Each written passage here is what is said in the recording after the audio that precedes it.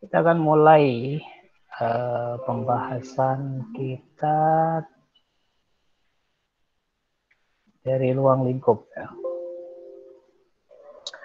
Urgensi kawaid, beberapa pemakalah sudah menjelaskan tadi bagaimana urgensi mempelajari kawaid tafsir. Saya menggunakan pendapatnya Ibnu Taimiyah, kemudian As-Sa'di. Ibnu Taimiyah itu menganggap bahwa kawaid tafsir itu adalah salah satu bidang keilmuan yang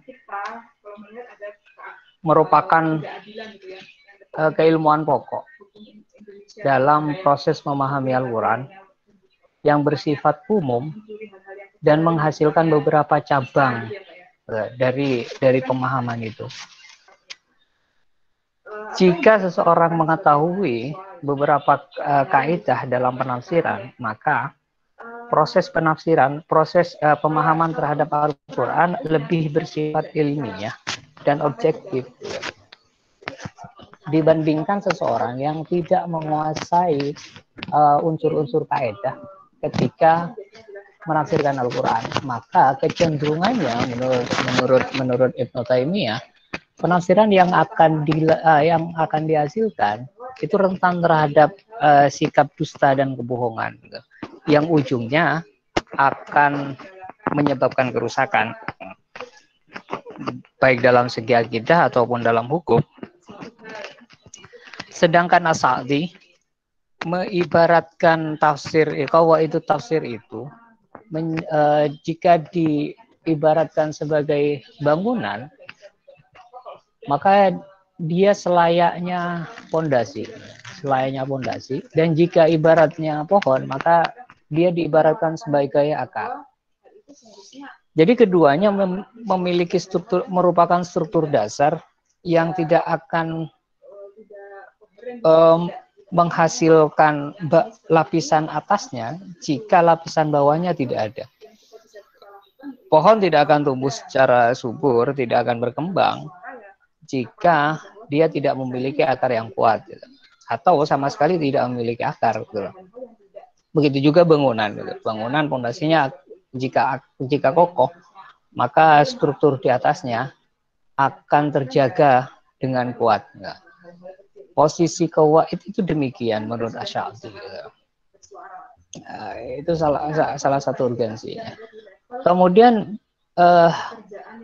Az-Zarkashi juga memberikan pendapat bahwa pengetahuan terhadap kaidah tafsir itu dapat membantu seseorang untuk menyikap pemaknaan atas ayat-ayat Al-Quran, sehingga dengan penguasaannya terhadap qawaid, dia memiliki perangkat yang dapat digunakan sebagai acuan dalam melakukan istinbatul ahkam atau pemahaman terhadap ayat-ayat itu. Istinbatul ahkam itu penting untuk mencapai bagaimana konsekuensi hukum yang sebenarnya yang dikehendaki oleh syari', yang dikehendaki oleh Allah. Kemudian objeknya, nanti saya sambil menjelaskan beberapa pertanyaan, karena pertanyaannya itu berfokus seolah-olah mempertanyakan kenapa fikih itu lebih dulu, tafsir itu lebih belakangan atau sebaliknya. Nanti dalam kaitannya dengan sejarah akan saya singgung itu. Sekarang objek, tujuan, dan faedah qawaid tafsir. Saya mengacu pada wilayah filsafat ilmu tentang objek material dan objek formil. Objek material itu objek yang secara langsung berkaitan dengan qawaid itu. Objek materialnya tentu Al-Quran. Beberapa kalangan juga memasukkan tafsir sebagai objek materialnya, tapi menurut saya tafsir itu justru bagian dari objek formal. Objek formal itu adalah kerangka lain yang membantu memahami objek material. Misalnya ulumul Quran, tafsir, kontekstualitas, hermeneutika, bahkan tafsir tadi itu, kemudian ilmu linguistik gitu misalnya, atau bahkan pengetahuan tentang sosiokultur Arab masa itu, sejarah, dan lain sebagainya yang membantu seseorang dalam memahami Al-Quran. Kemudian tujuan qawaid itu adalah memahami ayat Al-Quran secara jelas. Kalau dalam bahasanya Ibnu Taimiyah tadi secara objektif dan sistematis ya. Kemudian faedahnya tentu saja untuk mengetahui ayat-ayat secara benar dan memberikan landasan bagi kajian tafsir. Ini yang menarik, yang kalian perdebatkan dari tadi. Sumber qawaid itu tafsir. Yang pertama, pastinya Al-Quran, karena objek materialnya adalah Al-Quran. Sumber qawaid yang mengacu pada Al-Quran itu dilakukan dalam proses istiqra, proses pengamatan secara panjang terhadap ayat-ayat yang kemudian menghasilkan satu konsep baku tentang esensi dari ayat itu dan berlaku umum, sehingga dalam proses melakukan pengamatan, proses melakukan istiqra itu tidak didasari pada satu atau dua ayat, tetapi didasarkan pada ayat keseluruhan yang membicarakan satu tema itu. Sebagai contoh misalnya, contoh sangat simpel. Kalian melakukan pengamatan terhadap teman kalian di kelas misalnya, di waktu sebelum pandemi, tentunya setiap masuk kelas ada teman kalian yang selalu memakai sepatu warna coklat misalnya. Setiap hari atau setiap hari Senin atau setiap hari Selasa, secara kontinu, teman kalian itu menggunakan sepatu yang sama, Hari Rabu merah, hari Kamis putih misalnya begitu. Tapi setiap momen, setiap hari itu, jadi secara kontinu dia memakai outfit yang sama. Maka dari hasil pengamatan itu kalian bisa menyimpulkan bahwa teman saya si A tiap hari Selasa menggunakan sepatu merah. Itu disebut qawaid. Proses pengamatan yang dilakukan secara terus-menerus dan berkesinambungan terhadap suatu perkara yang dalam tema yang sama dan terjadi secara simultan. Terjadi secara terus-menerus. Misalnya nanti hari Senin yang biasanya dia pakai sepatu merah, kemudian Senin pada tanggal tertentu dia menggunakan sepatu putih, maka itu yang disebut syadz dalam qawaid tafsir. Satu perkara, satu kejadian yang sangat jarang ada, tapi kemudian ada dan tidak bisa dimasukkan dalam konsep umum itu syadz. Apakah ditafsir begitu? Pasti ada begitu. Pasti ada begitu. Problem syadz itu pasti ada. Makanya qawaid itu penafsirannya hukmun kulli itu tadi. Tapi tidak memungkinkan ada satu momen di mana hukmun kulli itu tidak bisa masuk. Dan disebutlah syadz itu. Itu sumbernya dari Al-Quran. Kemudian yang kedua dari Sunnah Nabawiyah. Sunnah Nabawiyah tentu karena dia bayanul Quran, dia fungsinya sebagai tafsir, maka kategori-kategori penafsiran terhadap Al-Quran yang menggunakan ayat, yang menggunakan hadis, itu kemudian digeneralisir dalam satu ketentuan tertentu dan disebut dengan qawaid yang kaitannya dengan Sunnah Nabawiyah. Nanti kita perdalam ini di pertemuan berikutnya. Apa sih contohnya qawaid yang berasal dari Sunnah Nabawiyah. Kemudian yang kedua, riwayat sahabat mengenai pemaknaan Al-Quran. Dalam sejarah tafsir itu, kompleksitas penafsiran itu terjadi setelah masa sahabat dan ke bawah. Artinya ketika masa Nabi, problem terkait dengan kondisi sosio-historis masa itu masih tidak terlalu kompleks. Dan begitu juga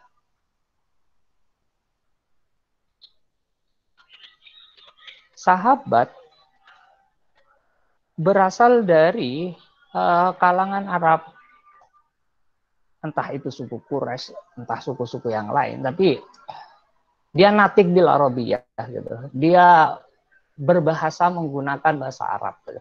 Tapi pada masa sahabat proses penaklukan sudah mulai berjalan sehingga banyak kalangan eh, banyak kalangan tabiin itu berasal dari orang non Arab, sehingga problem yang ia dihadapi itu berbeda dengan para sahabat yang berasal dari Arab dan dia hidup di zamanul wahyi, gitu. Dia hidup di masa pemwahyuan, gitu. Sehingga apa yang terjadi dalam masa pemwahyuan sahabat itu mengerti. Sedangkan tabiin yang berasal dari luar Arab itu mengalami problem yang berbeda sama sekali dengan problem yang dari para sahabat. Maka memunculkan satu uh, problematika yang harus mereka tanyakan kepada sahabat.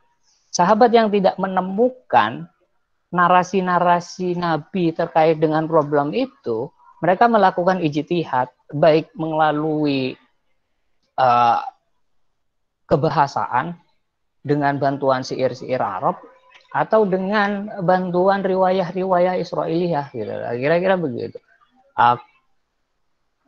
Tata cara sahabat dalam melakukan pemaknaan itu yang tidak bersumber dari sunnah nabawiyah atau tidak bersumber dari Al-Quran, itu kemudian dibutuhkan satu sistematika utuh yang sifatnya umum, sehingga dapat dipraktekkan dalam momen apapun di masa yang berbeda. Nah, maka dibuatlah qawaid itu. Nah, itu yang bersumber dari sahabat. Sedangkan usul fik karena secara mutadawinan atau murattaban, secara sistematis atau secara kodifikatif, usul fik itu dibuat terlebih dahulu daripada qawaid. Dan itu hal yang harus disadari, gitu. Artinya begini, tafsir itu problematikanya hanya mengarah kepada bagaimana proses pemaknaan, tapi fikih problematikanya itu mengarah pada bagaimana bentuk metodologi yang pas untuk membuat satu struktur hukum dalam konteks yang dalam ilat yang sama meskipun kasusnya berbeda, kira-kira. Maka kerumitan problem dalam kajian hukum itu menjadikan usul fik itu menjadi satu keilmuan mapan terlebih dahulu sebelum tafsir. Kita tahu tafsir itu satu keilmuan yang muncul belakangan. Dia pernah masuk dalam kategori hadis. Dia masuk juga dalam qawaid, masuk dalam kategori usul. Jadi secara keilmuan mandiri, tafsir ataupun qawaid itu muncul belakangan daripada hadis ataupun fikih nantinya. Kalau fikih itu masalah qawaidnya. Tapi secara embriologi nanti akan saya jelaskan di slide berikutnya. Tafsir itu mendahului semuanya. Kemudian ilmu bahasa sama kasusnya dengan usul fik, karena bahasa itu memiliki satu struktur keilmuan lebih mapan terlebih dahulu daripada qawaid, maka dia muncul duluan. Maka qawaid menjadikan ilmu bahasa balaghah, sorof dan lain sebagainya itu sebagai rujukan dalam pembuatan struktur baku itu dalam wilayah kebahasaan Al-Quran. Kemudian ulumul Quran dan pengantar tafsir. Ya, dimaksud muqaddimah fik tafsir itu adalah muqaddimah yang ada di tafsir-tafsir klasik, baik abad kedua, ketiga atau keempat. Misalnya Jami'ul Bayan, At-Tabari, dia memberikan muqaddimah. Dalam muqaddimahnya itu tergambar struktur ulumul Quran. Dalam ulumul Quran itu atau muqaddimah di luar ulumul Quran itu ada dasar-dasar kaidah. Itu yang digunakan oleh para ulama yang mensistematiskan dan menstrukturkan qawaid itu dalam bidang keilmuan mandiri. Itu menjadi sumber bagi mereka ulumul Quran itu. Kemudian kemunculan qawaid ini kenapa harus fikih duluan gitu lah. Sudah saya sebutkan tadi bahwa qawaid itu muncul belakangan dibanding dengan usul ataupun dengan qawaidul lughah belakangan. Tapi secara embriologi qawaid itu muncul bersamaan dengan munculnya tafsir di masanya Nabi secara embriologis. Artinya secara nilai substansial qawaid itu integral dengan kerangka tafsir yang dilakukan oleh Nabi. Jika menghadapi satu ayat, maka dasarnya wahyu misalnya. Atau jika menghadapi ayat, maka dasarnya ijtihad misalnya. Jika menghadapi satu ayat, maka dasarnya bahasa, gitu, misalnya begitu. Maka qawaid itu secara nilai substantif integral ada di wilayah penafsiran dan itu terbawa sampai pada abad-abad setelahnya, gitu. Abad-abad setelahnya. Gitu.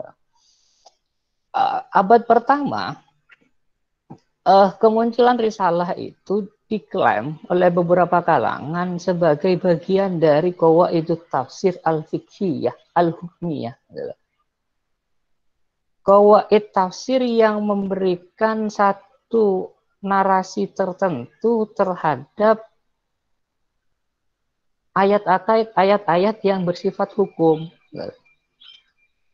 Meskipun risalah ini beberapa kalangan memasukkan dia sebagai fiqhul hadis, gitu. Tapi di sana Syafi'i memberikan satu koridor, memberikan satu rambu terhadap pola pemahaman ayat. Lah rambu-rambu itu loh yang disebut qawaid. Gitu.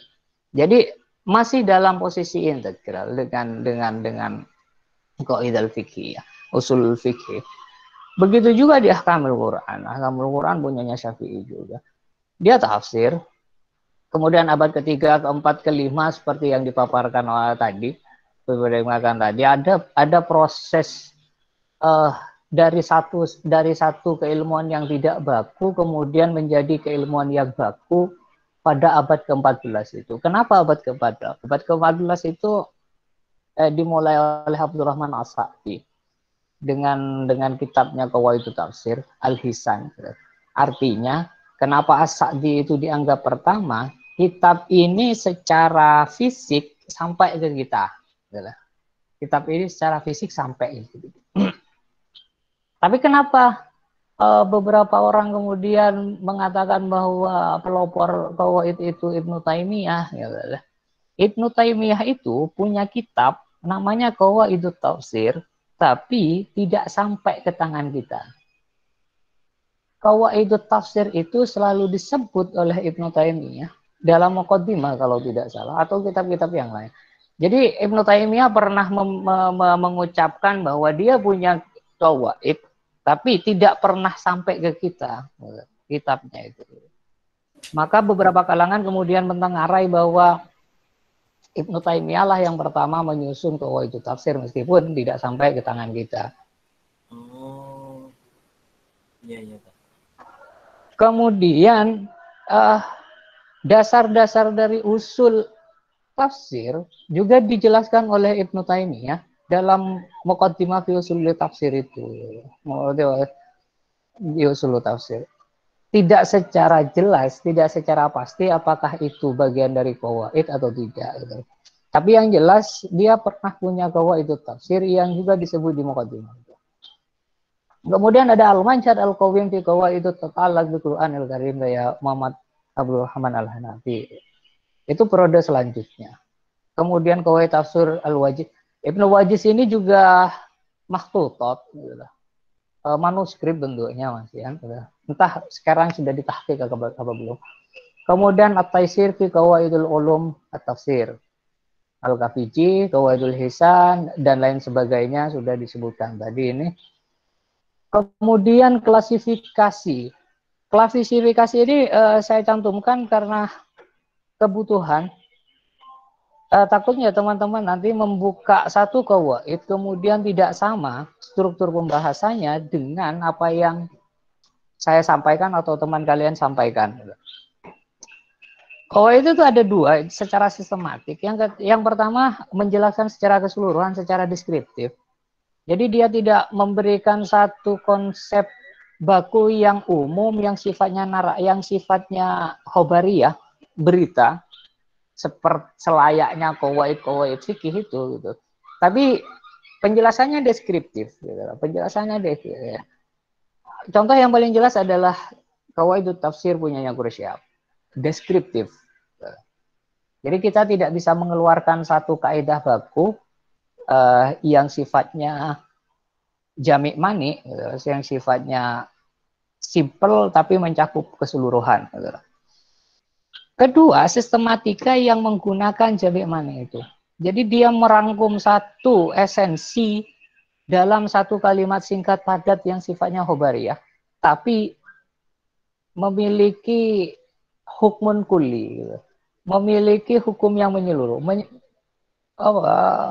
sifatnya universal, sifatnya universal. Ada yang begitu, ada yang deskriptif. Kemudian saya masuk ke beberapa pertanyaan tentang duluan mana Ibnu Taimiyah dengan Syafi'i? Jelas duluan Syafi'i, jelas duluan Syafi'i. Bagaimana dengan Tabari? Jelas duluan Syafi'i, karena Tabari itu fikihnya dia kadang menggunakan Maliki, kadang menggunakan Syafi'i, kadang menggunakan yang lain. Jadi Syafi'i itu lahirnya 150 abad kedua dia, termasuk ulama abad kedua. Termasuk ulama abad kedua. Kenapa demikian? Sudah saya jelaskan tadi, ada problem yang menuntut fikih itu lebih mapan terlebih dahulu, kemudian hadis itu lebih mapan terdahulu. Gitu. Kemungkinan hadis ketika tidak ada problem fitnatul kubro, perhatian ulama terhadap narasi riwayah itu tidak akan semaksimal abad ketiga atau akhir abad kedua yang menuntut adanya proses tadwin itu. Jadi problem itu menentukan bagaimana keilmuan itu bisa berjalan sedemikian rupa atau kemapanan satu ilmu itu berjalan sedemikian rupa. Bagaimana dengan satu buku, saya tidak tahu apakah buku apa tadi itu. Tapi untuk menjawab, untuk menjelaskan kenapa disebut periode awal, mungkin alasannya tadi karena Ibnu Taimiyah itu dianggap sebagai pelopor dalam mensistematikakan, dan mensistematikan dan membukukan gitu loh, kajian kaidah dalam satu bidang keilmuan atau dalam satu kitab gitu loh. Makanya dia diberikan gelar pendahulu atau paling awal gitu. Ibnu Taimiyah itu lahir setelah setelah kematian filsafat ya. Jauh setelah Ghazali muncul.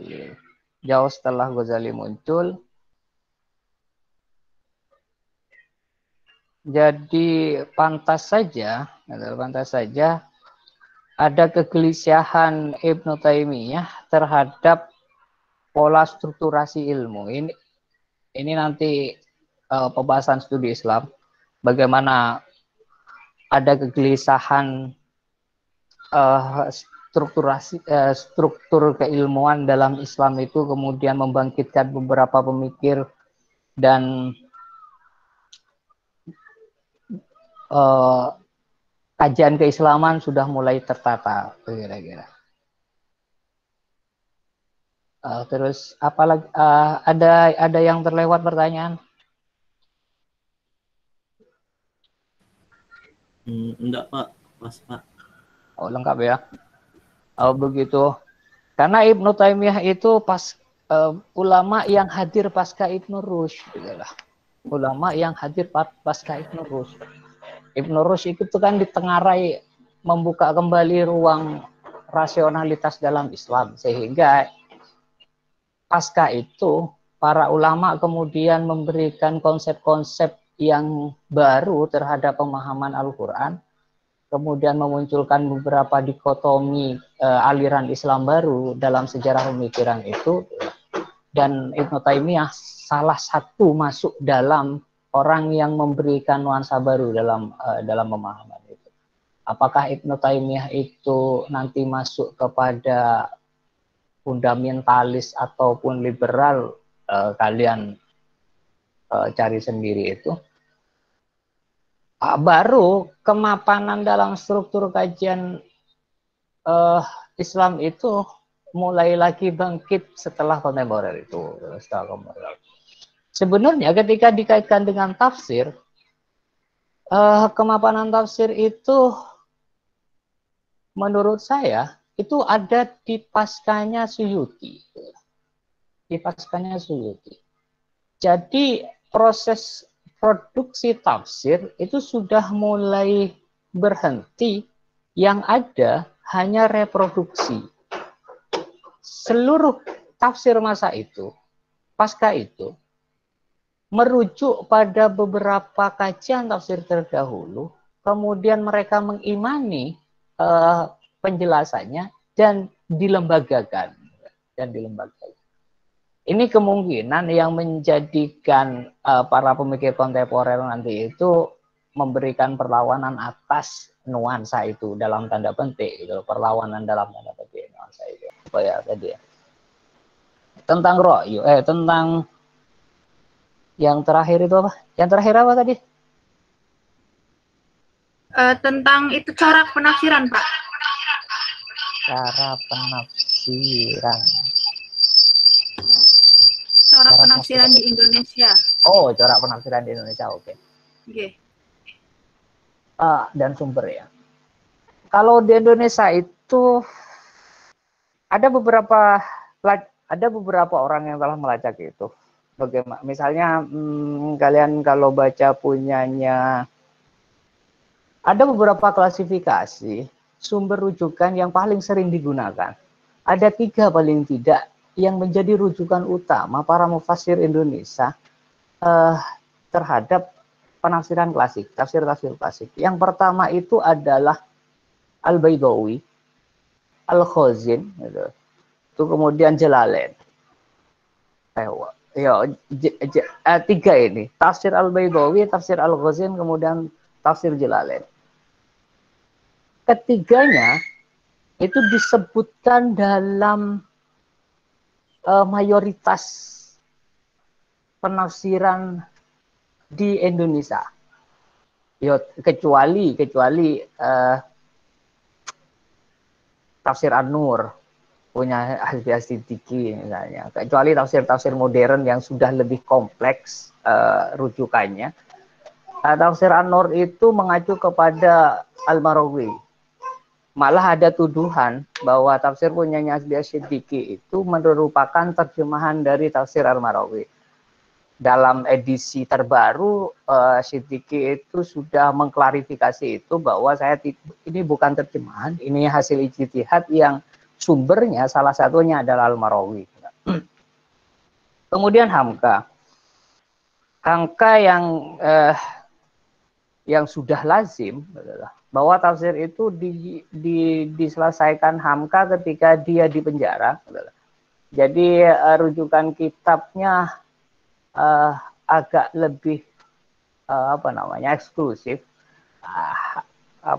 sangat eksklusif gitu. Kemudian Quraisy Shihab itu lebih kompleks, dia memasukkan beberapa penafsiran modern gitu loh.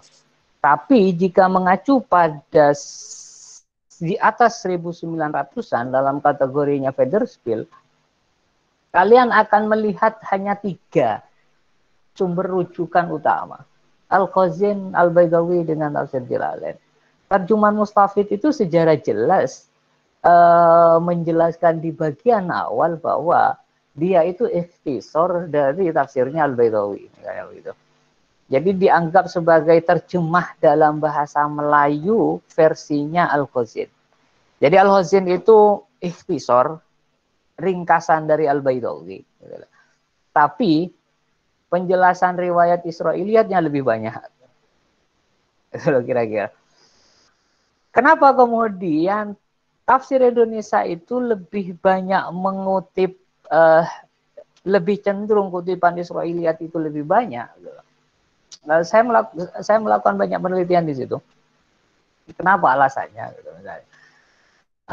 Dan saya selalu sampaikan ketika saya mengampu pemikiran tafsir Nusantara, ada kedekatan, ada kedekatan narasi, ada kedekatan sudut pandang, ada kedekatan worldview antara Al-Khazin, Al-Baydawi dengan Jalalain dalam worldview-nya orang-orang Indonesia, kira-kira.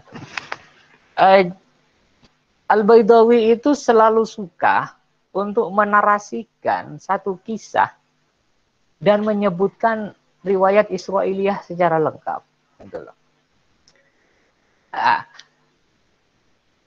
Model riwayat Israiliyat itu ternyata memiliki kesamaan dengan pandangan dasar masyarakat Indonesia, khususnya Jawa, tentang cerita-cerita legenda.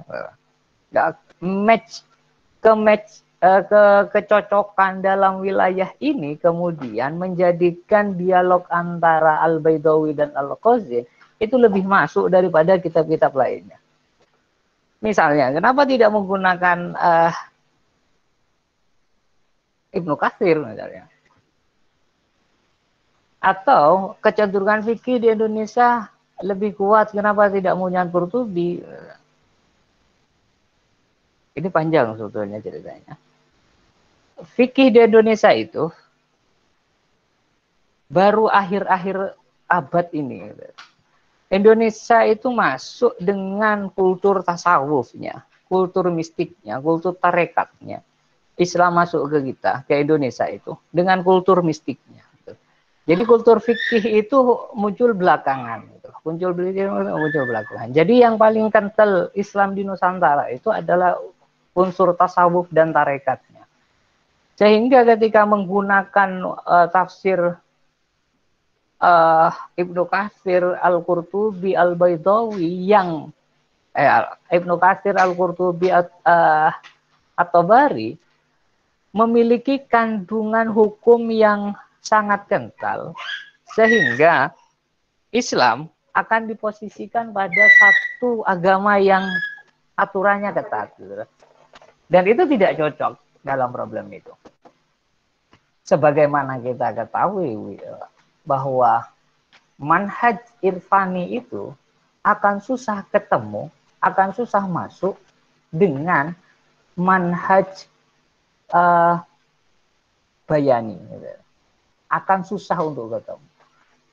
Keduanya akan selalu mempertentangkan diri. Zahir ayat itu lebih penting daripada makna batin. Kira-kira. Untuk menggunakan Ibnu Katsir yang riwayah, kemudian Al-Qurtubi atau Tabari yang riwayah, Al-Qurtubi yang hukum, itu akan susah untuk dipertemukan. Maka hal yang paling memungkinkan adalah menggunakan Al-Khazin dengan Al-Baydawi. Tidak berarti para ulama tafsir Indonesia itu, Nusantara periode awal itu tidak mengetahui gitu lah, kitab tafsir Mu'tabarah itu. Tapi refernya, kecenderungan mereka memilih itu untuk lebih mendekatkan. Begitu juga dengan Jalalain. Begitu juga dengan Jalalain. Dalam komunitas masyarakat yang non-natif ya, Arabi, tidak tidak terbiasa dengan bahasa Arab, maka tafsir itu paling memungkinkan menggunakan tafsir yang penjelasannya sangat mudah dan simpel.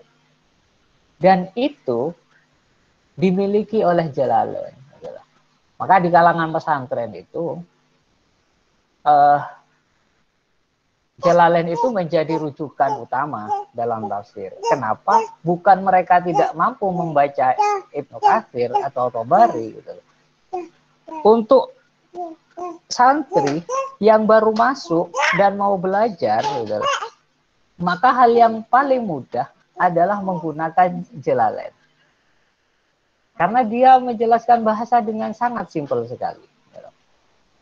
Itu kenapa kemudian kalangan tradisionalis, gitu, orang-orang pesantren lebih suka membaca Jalalain daripada yang lain. Gitu. Bahkan Abduh pun hanya menggunakan Jalalain untuk merujuk pada satu makna yang ia sangsikan. Gitu. Hanya Jalalain, kenapa? Karena bagi Abduh, Jalalain itu tidak akan bisa merubah sistem pemikiran atau tidak akan merubah, dalam bahasanya Gadamer itu, horizon kita gitu loh. Karena penjelasan sangat singkat gitu loh. Dalika aihada gitu misalnya. La raiba fihi la syaddah. Itu tuh. Jadi sinonimnya yang digunakan oleh Jalaluddin Suyuti dengan Jalaluddin Mahalli. Kecenderungannya apa? Kecenderungan tergantung. Kalau bicara kecenderungan tergantung. Tafsir Jawa misalnya, maka kecenderungannya pengajaran. Gitu. Kecenderungannya memberikan pemahaman sesederhana mungkin terhadap masyarakat awam yang baru mengerti tentang agama. Gitu. Apakah itu ijtimai, adabi ijtimai atau lugawi? Untuk memberikan label secara jelas agak kesulitan karena dianggap adabi ijtimai konteksnya tidak seluas adabi ijtimainya Abduh atau Quraisy Shihab gitu, atau Marawi sekalipun. Gitu. Ijmali beberapa part dia melakukan penjelasan jelas, penjelasan yang secara detail. Tapi beberapa peneliti menyimpulkan bahwa model semacam itu masih tetap ijmali metodenya dengan coraknya sosial kemasyarakatan, meskipun sesederhana itu. Ada yang linguistik, ada yang hukum. Kalau kalian membaca Hasan, meskipun dia terjemahan, narasi hukumnya kuat. Jadi setiap ayat selalu dikontekskan kepada hukum, kemudian hukum itu apakah sesuai dengan ajaran Quran dan hadis. Hanya itu Hasan itu. Makanya dia masuk dalam kategori tafsir yang mengarah kepada pemurnian hukum Islam. Pemurnian hukum Islam. Kemudian pertanyaan yang saya ingat tadi, apalagi pertanyaannya? Itu Pak yang tentang hukum syad itu. Hukum syad. Saya pernah menjelaskan ke kalian seperti ini. Hukum syad itu kenapa harus ada syad, kenapa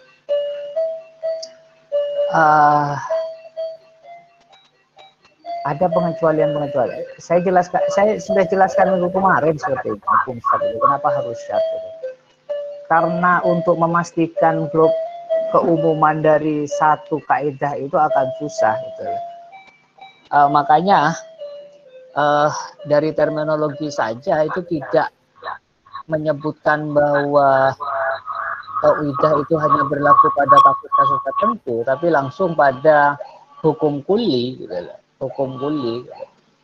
Makanya syad itu tidak bisa dinafikan, gitu. Tidak bisa dihindari adanya pengecualian itu. Di luar pun banyak. Kemudian bagaimana universalitas Al-Quran itu? Yang dimaksud universalitas Al-Quran itu konsep ayat yang turun secara umum dalam bahasa am. dalam bahasa am. Al-Quran itu sangat banyak sekali turun dalam bahasa yang am. Makanya ada fungsi hadis. Kalau kalian baca misalnya makan atau sunnah ila tasyri', itu satu pembahasan di usulul hadis punyanya Ajat al-Khatib. Gitu. Di situ itu ada istilah takhsisul am. Gitu. Jadi fungsi hadis itu untuk mentaksis ayat-ayat yang sifatnya umum. Kenapa harus ditaksis? Agar tidak banyak perbedaan yang signifikan dalam penafsiran.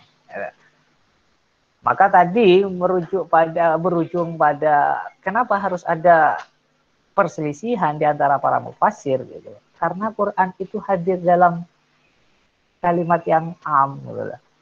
Sehingga setiap orang itu sah-sah saja untuk menafsirkan satu ayat dengan makna tertentu dan yang lain juga dengan makna tertentu. Itu yang menjadikan Quran itu soleh likul zaman wal makan itu.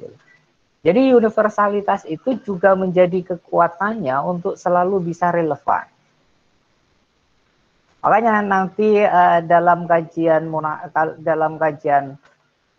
am dan khos itu ada satu kaidah al-hukmu bi khusus al-hukmu bi umul lafzi la bi khusus sabab, atau sebaliknya al-hukmu bi khususis sabab la bi umumil lafzi. Kenapa? Untuk menjelaskan bagaimana satu ayat itu berlaku amnya atau khosnya. Jika amnya, maka al-hukmu bi umumil lafzi la bi khususis sabab. Quran datang dalam satu sebab, tapi ayatnya umum. Maka bagaimana kita memahami maksud ayat itu, maka digunakan itu.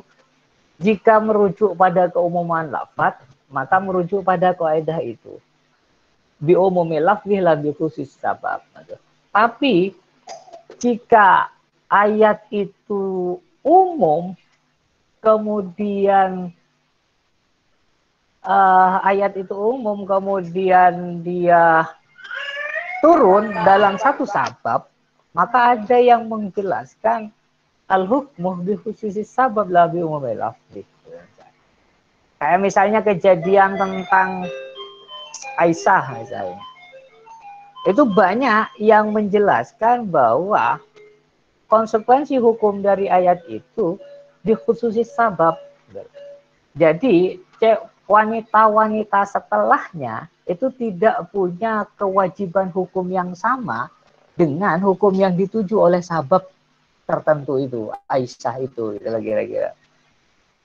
Jadi gara-gara itu salah satunya ada kemungkinan multi interpretatif selain dari problem subjektivitas tadi itu. Saya mendekati satu ayat padahal ayat itu khusus dengan satu perangkat lain, bahasa yang lainnya dengan fikih, maka akan ada multi penafsiran. Begitu kira-kira. Ada pertanyaan baru? Saya ingin bertanya lagi, Pak. Kenapa?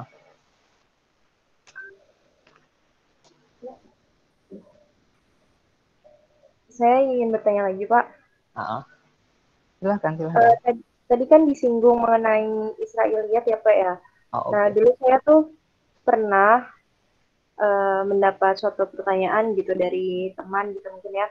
Terus saya menjelaskan suatu kisah gitu. Nah, terus disanggah sama dia itu, oh itu apa jangan-jangan itu kisah Israiliyat gitu. Nah di dalam kita memahami Al-Quran ataupun hadis itu gimana cara kita membedakan apakah itu asbabun nuzul atau kisah yang dari Israiliyat ataukah memang hasil dari pengkajian Islam gitu Pak. Oke. Cara Islam. Ini berkaitan dengan nuzulul ayat atau secara Israiliyat secara umum? Asa, adik. Israiliyat secara umum mungkin, Pak. Oh, Israiliyat secara umum.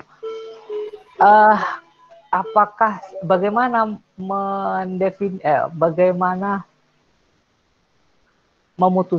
bagaimana cara memutuskan bahwa satu riwayat itu adalah Israiliyat atau tidak? Dalam kajian tafsir itu, kalian bisa nanti lebih dalam lagi membaca Tafsirul Mufassirun punyanya Az-Zahabi, kemudian Al-Israiliyat wal Mawdu'at punyanya, kemudian Abu Suhbah itu punya juga Al-Israiliyat itu. Israiliyat itu identifikasinya pertama jalur periwayatan. Jadi beberapa penafsir, beberapa pengkaji ulumul Quran itu memberikan nama-nama periwayat Israiliyat. Misalnya Wahab bin Munabbih misalnya. Wahab bin Munabbih, maka riwayat yang ada yang dilakukan oleh Wahab bin Munabbih itu kategorisasinya, jika berkaitan dengan tafsir, kategorisasinya adalah riwayat Israiliyat gitu lah. Kemudian ada yang namanya Abdullah bin Salam misalnya. Kemudian Ka'ab al-Akhbar misalnya. Kemudian Ibnu Jurayj. Itu 4 orang itu diidentifikasi oleh beberapa kalangan sebagai orang yang menyebarkan Israiliyat, gitu. Meskipun ada beberapa yang dianggap sikoh, beberapa yang dianggap dusta. Gitu. Yang kedua memang dihasilkan dari komentar. Tabari itu memberikan komentar, tapi tidak secara keseluruhan bahwa kisah ini adalah Israiliyat. Kemudian kisah ini Israiliyat. Gitu. Yang paling membingungkan ketika narasi kisah ini yang menceritakan tentang satu konteks masa lalu,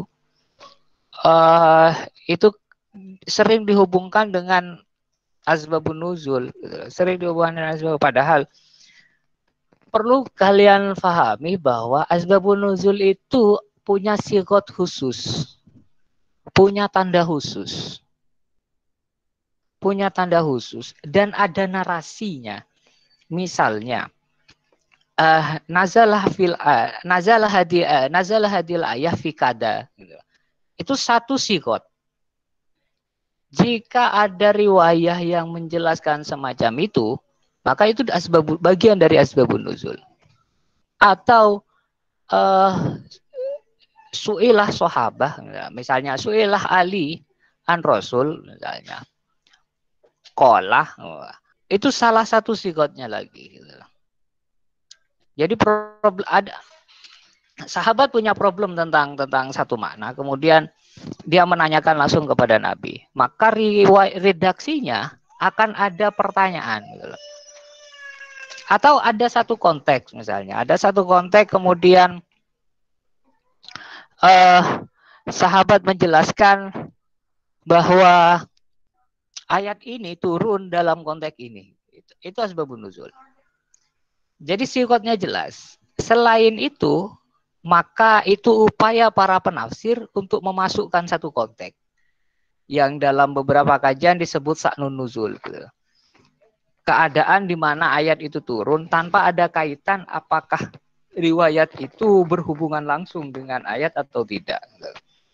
Itu sa'nun nuzul.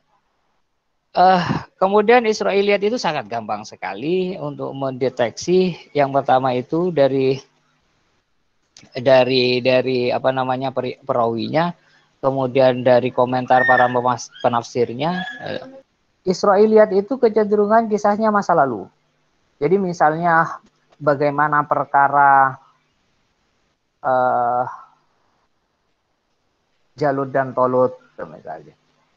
Bagaimana perkelahian antara Jalut dan Tolut itu, momen-momen apa yang terjadi ya. Pengetahuan itu tidak akan bisa dicapai kecuali dengan menggunakan riwayat Israiliyat. Maka kisah-kisah yang menjelaskan tentang al-ummah as-sabiqah, kalau dalam bahasanya Mana al-Qattan itu kecenderungannya menggunakan riwayat Israiliyat. Jadi cerita-cerita umat terdahulu itu diperoleh dari sumber-sumber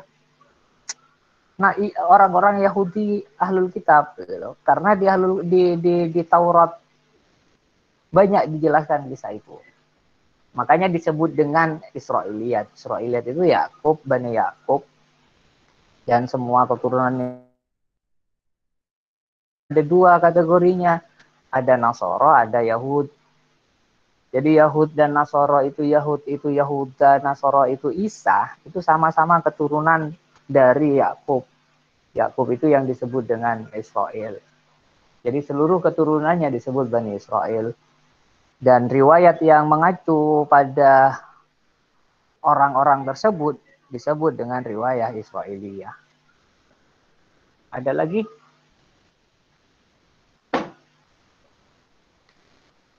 Tidak ada. Saya selesaikan.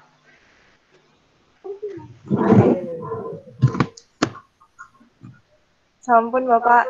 Oke. Terima kasih atas pesertaannya meskipun 26 orang. Absennya sudah diisikan. Ya, saya sudahi. Wallahu a'lam bishawab.